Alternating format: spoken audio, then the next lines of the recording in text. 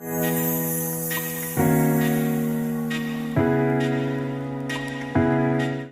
day. Greetings of grace and peace from Iloilo City, Philippines. This is Ferds, and I'd like to encourage all of us today as we start the new month of February 2025 from the character theme that our school is adopting, which is optimistic. Optimistic, according to the school's manual, is defined as meditating upon the most hopeful aspects in any situation. And our verse actually is found in Romans chapter 8 verse 25 that says, "But if we hope for that we see not, then do we with patience wait for it."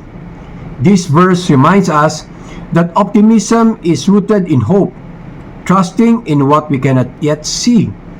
Even when circumstances seem uncertain, we can remain expectant, knowing that God's promises will come to pass in His perfect timing, of course.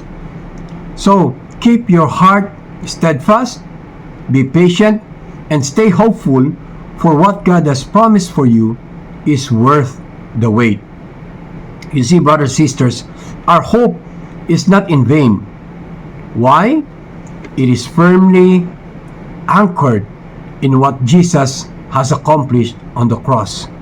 Through His sacrifice, He rescued our salvation, or He secured our salvation, victory over our sin, and the promise of eternal life guaranteed.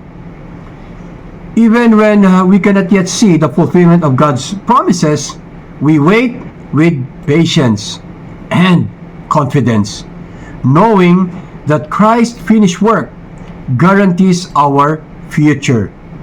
No matter what our challenges arise, keep hoping, for Jesus has already won the victory. Be blessed.